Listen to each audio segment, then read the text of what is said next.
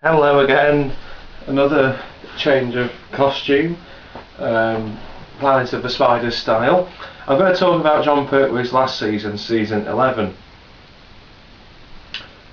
Yes, interestingly in this season he hardly wears a cape. He tends to go for more a nice waistcoat with a frilly shirt, which he hadn't done often before, and a smart jacket on top.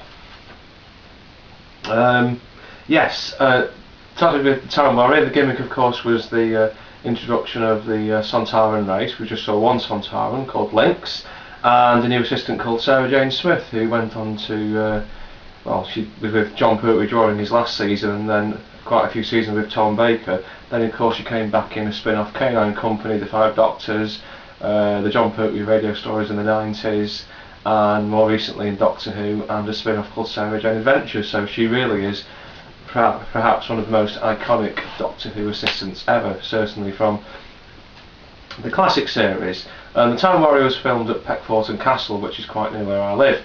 The castle is in Nantwich in Cheshire, and it's well worth a visit. I've taken a few Doctor Who fans there and it's been great. So there's that story. Then there was Invasion of the Dinosaurs, perhaps not the best effects in terms of the dinosaurs, but nevertheless a great story, and Mike Yates had a great part in it, played by Richard Franklin.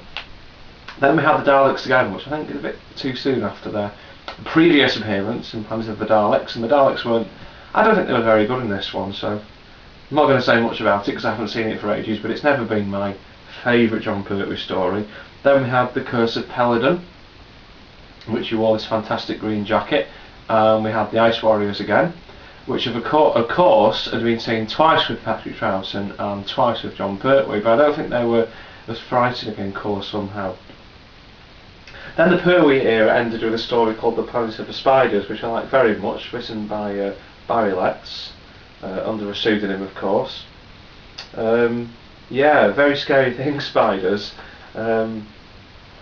Mike Yates again gets a great story. It's the last story featuring his character, until of course he comes back years and years later for the Tom Baker CDs. But I think Planet of the Spiders is a fitting end for Jon Pertwee, and he has a great confrontation scene with the great one, the giant spider at the end, and his mind is basically devastated by the blue Metebelis crystal which he stole. A bit of greed there.